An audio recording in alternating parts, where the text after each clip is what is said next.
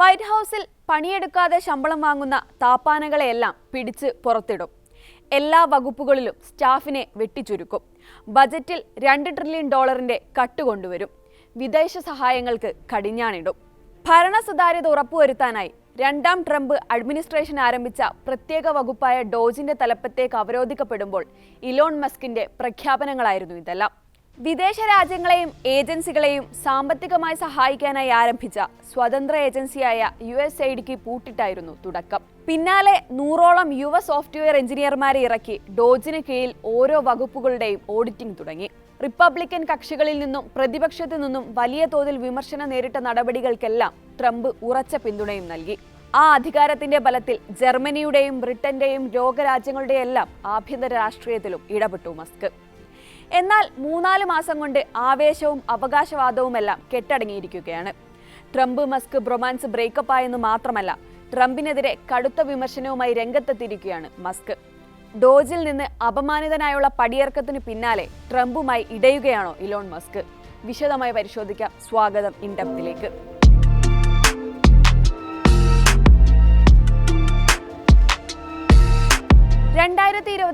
November 6 ഫ്ലോറിഡയിലെ west palm ബീച്ചിൽ നടന്ന Donald ട്രംപിന്റെ വിജയാഘോഷ പരിപാടിയാണ് വേദി.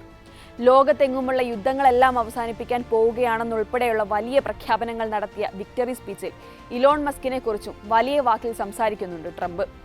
മസ്കിന്റെ സേവനങ്ങൾക്ക് നന്ദി പറഞ്ഞുകൊണ്ടുള്ള ആ പ്രകീർത്തനം ഇങ്ങനെയായിരുന്നു: പുതിയൊരു താരം ഉദയം ചെയ്തിരിക്കുകയാണ്.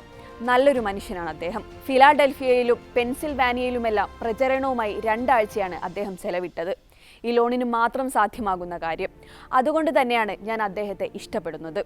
വിജയാഘോഷത്തിൽ പങ്കെടുക്കാൻ പാം ബീച്ചിൽ നേരിട്ടെത്തിയ മസ്കിനെ പ്രശംസ കൊണ്ട് മൂടുകയായിരുന്നു ട്രംപ്. തെരഞ്ഞെടുപ്പ് പ്രചാരണത്തിന്റെ പ്രധാന സാമ്പത്തിക സ്രോതസ്സായിരുന്നു മസ്ക്. ക്യാമ്പയിനായി ഏകദേശം $250 മില്യൺ തുകയാണ് മസ്ക് സ്വന്തം പോക്കറ്റിൽ നിന്ന് എടുത്തുകൊടുത്തത്. നിയമയുദ്ധവും ബിസിനസ് പ്രതിസന്ധിയുമെല്ലാമായി സാമ്പത്തികമായി തകർന്നിരുന്ന ട്രംപിന് വീണ്ടും പ്രസിഡന്റായി അധികാരമേൽക്കാനായത് മസ്ക് എന്നൊരൊറ്റ വ്യക്തി കാരണമാണെന്ന് പറഞ്ഞാലും അധികവാക്കാവില്ല. പണമിറക്കി മറയ്ക്ക് പിന്നിലിരുന്ന് കളി നിയന്ത്രിക്കുക മാത്രമല്ല മസ്ക് ചെയ്തത്. അമേരിക്ക PAC എന്ന പേരിൽ കമ്മിറ്റി ഉണ്ടാക്കി ട്രംപിന് വോട്ട് തേടി തെരുവിലിറങ്ങി. തന്റെ ജയത്തിനു വേണ്ടി വിയർത്തു പണിയെടുത്ത, പ്രതിസന്ധിക്കാലത്ത് സാമ്പത്തികമായി സഹായിച്ച കൂട്ടുകാരനുള്ള കടപ്പാടായിരുന്നു വിക്ടറി സ്പീച്ചിൽ ട്രംപ് പ്രകടിപ്പിച്ചത്. ഡോജിന്റെ തലപ്പത്തേക്കുള്ള മസ്കിന്റെ നിയമനവും അതേ നന്ദി പ്രകാശനത്തിന്റെ ഭാഗമായിരുന്നു. എന്നാൽ 3 മാസം നീണ്ട വൈറ്റ് ഹൗസ് ശുദ്ധീകരണ യജ്ഞം അവസാനിപ്പിച്ച് ഇക്കഴിഞ്ഞ മെയ് 30 ഡോജിൽ നിന്ന് ഇലോൺ മസ്ക് പടിയിറങ്ങി. മസ്കിന്റെ കാലാവധി നീട്ടിയേക്കില്ലെന്ന റിപ്പോർട്ടുകൾക്കിടെയായിരുന്നു ഇത്. തൊട്ടടുത്ത ദിവസം US സ്പേസ് ഏജൻസിയായ നാസയുടെ തലപ്പത്ത് വൈമാനികനും ബഹിരാകാശ യാത്രികനുമായ ജാരേദ് ഐസക്മാനെ നിയമിക്കാനുള്ള തീരുമാനം ട്രംപ് പിൻവലിക്കുകയും ചെയ്തു. 2 സംഭവങ്ങളും തമ്മിൽ എന്താണെന്നാകും നിങ്ങൾ ചിന്തിക്കുന്നത്. എന്നാൽ മസ്കും ഐസക്മാനും തമ്മിലുള്ള ബന്ധം തന്നെയാണ് ഈ 2 സംഭവങ്ങളും തമ്മിലുള്ള ബന്ധവും. മസ്കിന്റെ വിശ്വസ്തനും അദ്ദേഹത്തിന്റെ സ്പേസ് എക്സിന്റെ 2 ബഹിരാകാശ യാത്രകൾക്ക് നേരിട്ട് നേതൃത്വം നൽകിയ ആളുമാണ് ജാരേദ് ഐസക്മാൻ. ശതകോടീശ്വരനായ ഐസക്മാന്റെ കമ്പനിയായ ഷിഫ്റ്റ് 4ന് മസ്കിന്റെ സ്റ്റാർലിങ്കും സ്പേസ് എക്സുമായെല്ലാം ബിസിനസ് ബന്ധങ്ങളുണ്ട്. അങ്ങനെയാണ് അദ്ദേഹത്തെ മസ്ക് നാസയുടെ തലപ്പത്തേക്ക് നിർദ്ദേശിക്കുന്നത്.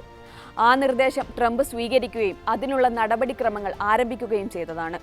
എന്നാൽ മസ്കിന്റെ പടിയിറക്കത്തിന് പിന്നാലെയാണ് ഐസക്മാനെ നിയമിക്കാനുള്ള തീരുമാനം പിൻവലിച്ചെന്ന് പ്രഖ്യാപനവും വരുന്നത്.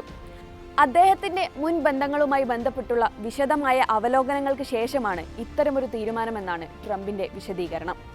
എന്നാൽ വാർത്തയോട് ഒറ്റ വാക്കിലായിരുന്നു ആദ്യം മസ്ക് പ്രതികരിച്ചത്. ഇത്രയും കഴിവും നന്മയുമുള്ള ഒരാളെ അപൂർവമായേ കിട്ടൂ എന്നായിരുന്നു ആ പ്രതികരണം. എന്നാൽ തീരുമാനം മസ്കിന് ഒട്ടും ദഹിച്ചില്ലെന്ന വാർത്തകളാണ് പിന്നീട് വരുന്നത്. ശതകോടികൾ ട്രംപിന്റെ തിരഞ്ഞെടുപ്പിനായി ചെലവിട്ട ശേഷവും തന്റെ നോമിനിയെ നിഷ്കരുണം ചവിട്ടിയിരിക്കുകയാണെന്ന ശക്തമായ അതൃപ്തി അദ്ദേഹം കൂടെയുള്ളവരോടും പങ്കുവച്ചിരുന്നു. മസ്കുമായുള്ള ബന്ധമാണ് ഐസക്മാന് തിരിച്ചടിയായതെന്ന വാർത്തകളും പിന്നാലെ വന്നു. അദ്ദേഹത്തിന്റെ ഡെമോക്രാറ്റിക് ബന്ധം കാണിച്ച് വൈറ്റ് ഹൗസ് വൃത്തങ്ങൾ ഇതിനെ പ്രതിരോധിച്ചെങ്കിലും മസ്കിനെ അനുനയിപ്പിക്കാൻ അത് മതിയായിരുന്നില്ല. ഐസക്മാന്റെ നിയമനം റദ്ദാക്കിയത് തന്നെയാണിപ്പോൾ ട്രംപ് ഭരണകൂടത്തിനെതിരെ പരസ്യമായി രംഗത്തെത്താൻ മസ്കിനെ പ്രേരിപ്പിച്ചതെന്നാണ് വ്യക്തമാകുന്നത്. ഈ അനാവശ്യവും ഭീമവുമായ കോൺഗ്രസ് പെൻഡിംഗ് ബിൽ നിന്ദ്യമാണ്. ഇത് ഇനിയും എനിക്ക് ഉൾക്കൊള്ളാനാകില്ല. ഈ ബില്ലിനായി വോട്ട് ചെയ്തവർ ലജ്ജിക്കണം. നിങ്ങൾ ചെയ്തത് തെറ്റാണെന്ന് നിങ്ങൾക്കറിയാം. ഇങ്ങനെയാണ് മസ്ക് വിമർശനം തുടങ്ങുന്നത്. പിന്നാലെ തുടരെ ആക്രമണങ്ങളും ട്വീറ്റ് പരമ്പരകളുമാണ്. അമേരിക്കയെ പാപ്പരാക്കുന്നത് ശരിയല്ലെന്ന് മസ്ക് വ്യക്തമാക്കി. കിൽ ദ ബിൽ എന്നാണ് അദ്ദേഹം ആവശ്യപ്പെടുന്നത്. ട്രംപ് ബിഗ് ബ്യൂട്ടിഫുൾ ബിൽ എന്ന് വിശേഷിപ്പിച്ച തീരുമാനത്തെയാണ് അദ്ദേഹം അമേസിംഗ് ഗൈ എന്ന് പ്രകീർത്തിച്ച അതേ മസ്ക് ഇങ്ങനെ കടന്നാക്രമിക്കുന്നത്.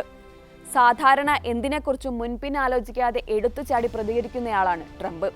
എന്നാൽ മസ്കിന്റെ വിമർശനങ്ങളിൽ അസാധാരണവും അർത്ഥഗർഭവുമായ മൗനത്തിലാണ് അദ്ദേഹം. ഇതുവരെയും അക്കാര്യത്തിൽ ഒരു അഭിപ്രായ പ്രകടനമോ പ്രതികരണമോ അദ്ദേഹം നടത്തിയിട്ടില്ല.